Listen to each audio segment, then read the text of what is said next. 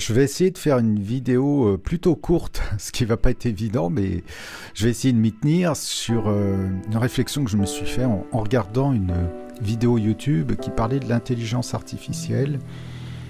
Et je vous la fais courte, hein, ça c'est pas le sujet de la vidéo, mais en gros que certains ingénieurs en intelligence artificielle expliquaient qu'il y avait une menace qu'une intelligence artificielle puisse être ou est déjà devenu autonome.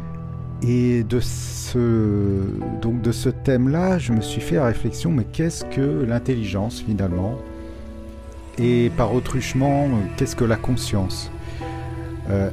C'est une question que je me suis souvent posée. Est-ce qu'il y a quelque chose plutôt que rien? C'est-à-dire à partir d'où on se questionne tous sur la fin de vie, la mort, et est-ce que c'est la fin ou qu'il y a autre chose? Et il y a plein de théories, hein. Et il y en a une qui me plaît, séduit ces dernières années, sur lesquelles j'ai un peu réfléchi. Il n'y a rien dans ce domaine-là qui peut être prouvé, mais l'idée de la conscience qui serait non pas créée par notre cerveau à proprement parler, mais notre cerveau nous permet de capter cette conscience, qui serait un peu une conscience universelle qui traverserait de façon impalpable tout l'univers et tout aussi également peut-être, pourquoi pas, des formes de vie supérieures qui existeraient, je ne sais pas, dans l'univers, puisque 2000 milliards de galaxies, je ne sais pas combien de milliards de planètes, et potentiellement plusieurs milliards de formes de vie, au-delà du stade de la bactérie.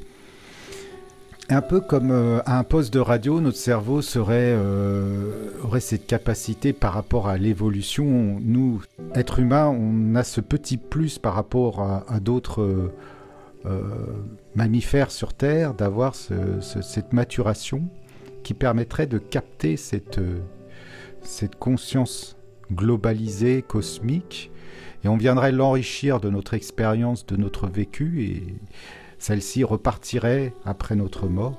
Et ça pourrait expliquer également pourquoi on n'a pas de souvenir du jour de notre naissance. Pendant plusieurs mois, on n'imprime rien qui nous reste. Parce que pourtant, alors que le cerveau est fini complètement, une fois qu'on naît, on a déjà nos neurones, tout ça, et il n'y a pas de connexion encore. Et alors que les autres mammifères sur Terre, notamment, apparaît le fait d'être sevrés, sont autonomes tout de suite. Par exemple, je sais pas,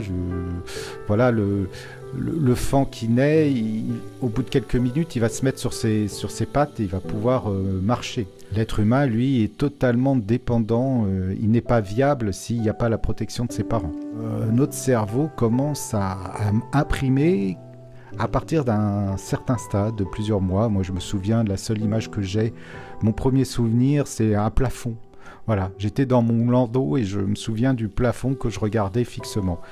Mais je sais pas, je devais peut-être avoir presque 1 an ou un peu moins, je sais pas, mais pas les premières semaines, pas les premiers mois de ma naissance, ça c'est sûr. Et du coup, voilà, c'est cette question que je me posais. Est-ce que notre conscience est extérieure ? Et que finalement, elle va rejoindre après notre mort une espèce de pensée cosmique. À quoi elle sert, ça, j'en sais strictement rien. Mais ça pourrait être une hypothèse qui me séduit en tout cas.